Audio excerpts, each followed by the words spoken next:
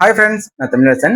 Welcome to DJs portfolio. நம்முடைய YouTube சேனல்ல அன்றாட செய்திகளையும் அண்ட் சப்ஸ்கிரைபர்ஸோட கமெண்ட்டுக்கான பதிலையும் பார்த்துட்டு வரும். அந்த வகையில இன்னைக்கு டாடா மோட்டார்ஸ் அண்ட் ஜிஆர்எஸ்சியை பத்தி காட்ஃப்ரே பிலிப்ஸை பத்தி பார்ப்போம். நண்பர்களே, காட்ஃப்ரே பிலிப்ஸ் ரொம்ப முக்கியமான நிறுவனமா இன்னைக்கு நான் பார்க்குறேன். காரணம் என்னன்னா, இந்த பங்கு 2:1 போனஸ் வந்து கொடுக்க போறாங்க. அதாவது நீங்க ஒரு பங்கு வச்சிருந்தாலும் சரி, உங்களுக்கு வந்து 2 பங்கு வந்து கொடுக்க போறாங்க போனஸா. ஸோ இப்போ கரண்ட் மார்க்கெட் பிரைஸ் 10,657 இருக்கு. இதை எக்ஸ்பிளைன் பண்ண போறேன். அண்ட் தென் இன்னொரு முக்கியமான விஷயம், டாடா மோட்டார்ஸ் இன்னைக்கு ஒரு பிரேக் அவுட் வந்து கொடுத்துருக்கு. அதை பத்தி நம்ம பார்க்க போறோம். ஓகேங்களா? ஃபர்ஸ்ட் கோட்ரே பிலிப்ஸை பார்ப்போம். நம்மளே கோட்ரே பிலிப்ஸ் வந்து ஒரு டொபாக்கோ நிறுவனம், ஒரு எஃப்எம்சிஜி நிறுவனம் வச்சுக்கோங்க. டொபாக்கோ அண்ட் எஃப்எம்சிஜி ரெண்டுமே வந்து அவங்க பண்ணிட்டு இருக்காங்க. இந்த டொபாக்கோக்கு ஏகப்பட்ட வரி விஷயங்கள் வந்து இருக்கு, சிக்கல்கள் இருக்கு, ஹெல்த் இஷ்யூஸ் இருக்கு. ஸோ அதனால கோட்ரே பிலிப்ஸ் போன்ற நிறுவனத்துடைய பங்குகளை வாங்கினீங்கன்னா அது நார்மல் பங்கு கிடையாது, இட்ஸ் அ சின் ஸ்டாக். நிறைய பேருடைய சாபத்துல சம்பாதிக்கிற நிறுவனம் அப்படிங்கிறதுனால ஒரு சபிக்கப்பட்ட ஒரு பங்கு அப்படின்ற ஒரு விஷயத்துல இதை வந்து பாக்குறாங்க. பங்குச்சந்தையும் சரி, உலக பங்குச்சந்தைகளும் இந்த மாதிரி டொபாக்கோ தயாரிக்கிற நிறுவனங்களை வந்து சின் ஸ்டாக் அப்படின்னு சொல்லுவாங்க. ஐடிசியும் பார்த்தீங்கன்னா சின் ஸ்டாக் தான். ஓகே, இவங்களுடைய சேல்ஸ் எப்படி இருக்குன்னா, வருஷம் சூப்பர்பான க்ரோத்துங்க, வேற லெவல்ல. அதாவது ஒவ்வொரு குவார்ட்டருக்கும் 30%, 76% இவங்களுடைய சேல்ஸ் உயர்ந்துகிட்டே போகுது. அப்புறம் நெட் ப்ராஃபிட் இருக்குங்களா, அதுவும் உயர்ந்துகிட்டே போகுது. இவங்களுடைய ஆப்ரேட்டிங் ப்ராஃபிட் மார்ஜின் பார்த்தீங்கன்னா அதுவும் உயர்ந்துகிட்டு போகுது.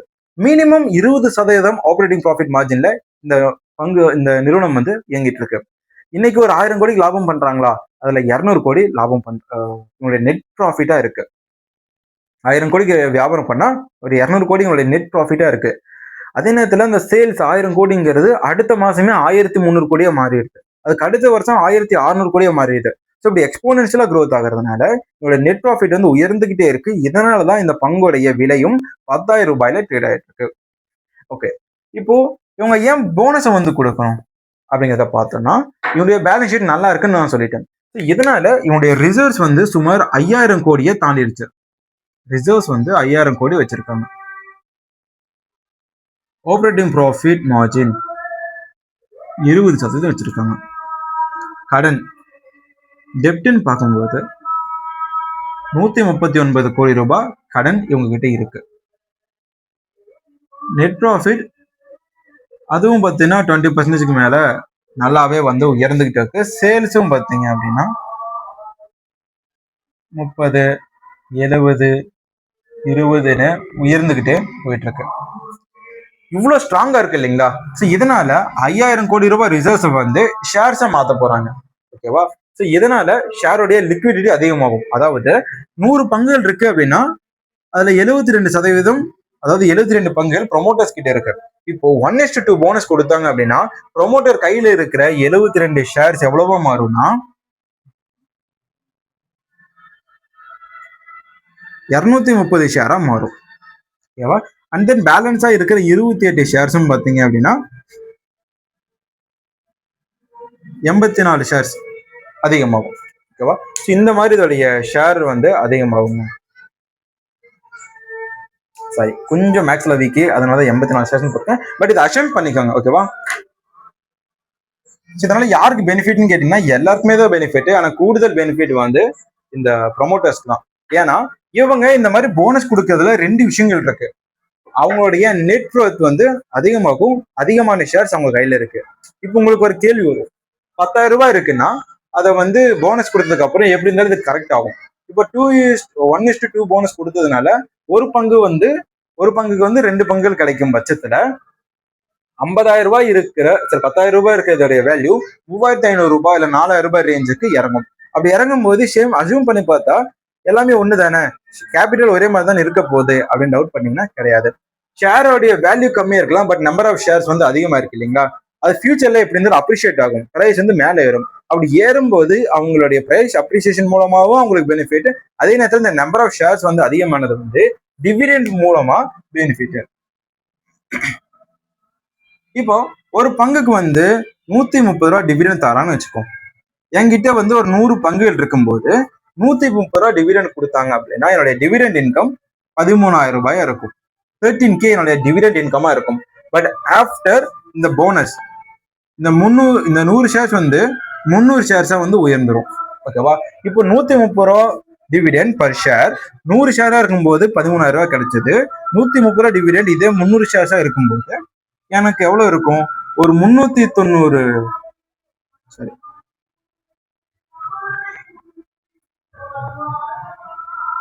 39,000 இருக்கும். ஸோ 1 ரூபாய் கூட நான் அதிகமா செலவு பண்ணாம என்னுடைய வருமானம் வந்து அதிகமாயிருச்சு. டிவிடெண்ட் வருமானம் அதிகமாயிருச்சு. பிகாஸ் நான் வந்து இந்த போனஸை வந்து வெயிட் பண்ணிட்டு லாங் டேர்ம் ஹோல்டு பண்றதுனால. ஸோ இதன் மூலமா ப்ரொமோட்டர்ஸ்க்கு வந்து அதிகமான டிவிடெண்டும் கிடைக்கும். அவங்களுடைய நம்பர் ஆஃப் ஷேர்ஸ் அதிகமாகும். ஃபியூச்சர்ல அவங்க ஏதாவது ஒரு காசை வந்து வெளியே எடுக்கணும்னு சொல்லி ஷேர்ஸை டைல்யூட் பண்ணாங்க அப்படின்னாலும் அவங்களுக்கு வந்து ரொம்ப ஈஸியா இருக்கும். ஓகேவா? இது உங்களுக்கு இப்போதைக்கு புரிஞ்சிருக்கு நம்புறேன். ஜிஆர்எஸ்சியோடைய பங்குடைய மதிப்பு எவ்வளோ அப்படின்றத பார்த்துட்டோம். Balance sheet, revenue, sales, net profit, operating profit margin எந்த அளவுக்கு இருக்குன்றதை சொல்லிட்டேன். அண்ட் தென் இந்த போனஸ் கொடுக்குற விஷயங்கள் எப்படி நிறுவனத்துடைய ப்ரொமோட்டர்ஸ்க்கு குட் விஷயம், இது உங்களுக்கு எப்படி நல்லதா மாற வாய்ப்பு இருக்குன்னு கேட்டீங்கன்னா, ஒருவேளை உங்ககிட்ட அதிகமான பணம் இருந்து இதை வாங்கி லாங் டேர்ம் ஹோல்டு பண்றீங்க அப்படின்னா 3,000 ரூபாய்க்கு இறங்கி இருக்கு இல்லைங்களா, அது மீண்டும் ஒரு 10,000 ரூபாய் டச் பண்ண வாய்ப்பு இருக்கு.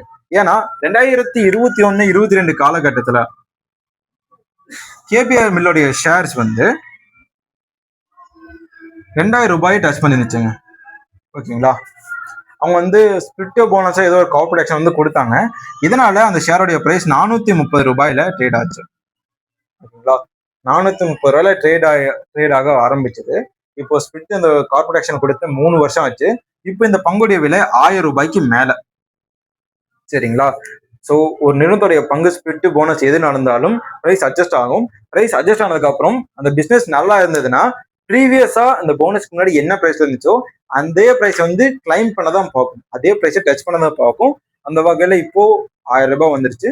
இன்னும் சில மாதங்கள்ல 2,000 ரூபாயை டச் பண்றதுக்கான வாய்ப்புகளும் இருக்கு. ஏன்னா கம்பெனியும் நல்லா போயிட்டு இருக்கு, அதனால பங்குடைய மதிப்பு ஏறிட்டே இருக்கும்.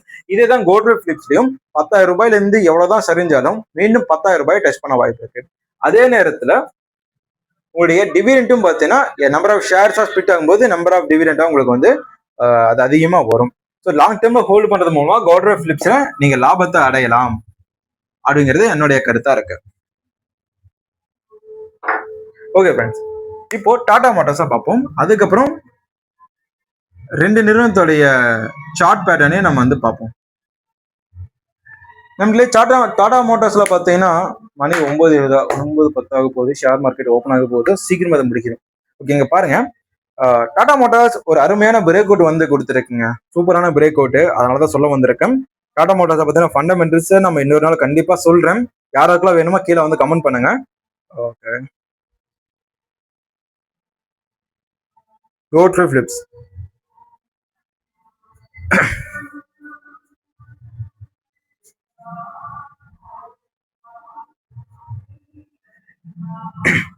ஃப்ரெண்ட்ஸ், இதுதான் கோல்ட்வேவ் பிலிப்ஸோடைய சார்ட்டுங்க. 2020 காலகட்டத்தை பாருங்க. 2020-22 அப்போ 1,600 ரூபாய் ரேஞ்சில் ட்ரேட் ஆயிட்டு இருந்துச்சு. இன்னைக்கு 10,657 ரூபாய். ஸோ 1,600 ரூபாய் எங்க இருக்கு, 10,600 ரூபாய் எங்க இருக்குன்றதை நீங்க பாத்துக்கோங்க. இது நீங்க ஒண்ணும் இல்லை, 16,000 ரூபாய் வச்சு ஒரு 10 ஷேர் வாங்கி இருந்தீங்கன்னா இன்னைக்கு உங்ககிட்ட 1,06,000 ரூபாய் இருந்திருக்கும். இதுதான் கணக்கு. இதுதான் 3 வருஷத்துல நீங்க இன்வெஸ்ட் பண்ணிருந்தீங்க அப்படின்னா உங்களுக்கு கிடைக்கக்கூடிய ரிட்டர்ன்ஸ். சாரி, பாருங்களேன். அடேங்கப்பா, 2022 1000 ரூபாயில இருந்திருக்குங்க. 2020 வெறும் 750 ரூபாய் ட்ரேட் ஆயிருக்கு. அப்போ இல்ல, 2015 22 வரைக்குமே பார்த்தீங்கன்னா அந்த மாதிரி ரேஞ்சில் தான் ட்ரேட் ஆகிட்டு இருந்திருக்கு. ஸோ நல்ல கம்பெனி தான்.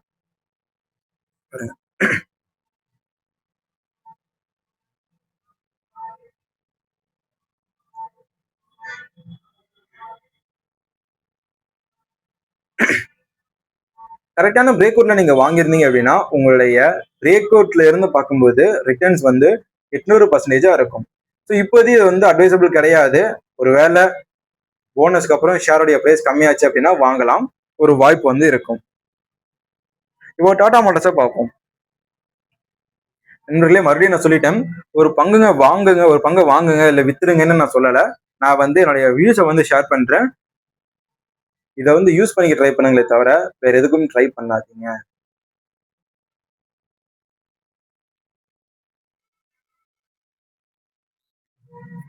இப்போ 2024 ஆகஸ்ட் மந்த் அப்படி பார்க்கும்போது இன்வெர்டட் ஹேமர் பேட்டர்ன் இந்த இடத்துல வந்துருக்கு, தெரியுதுங்களா?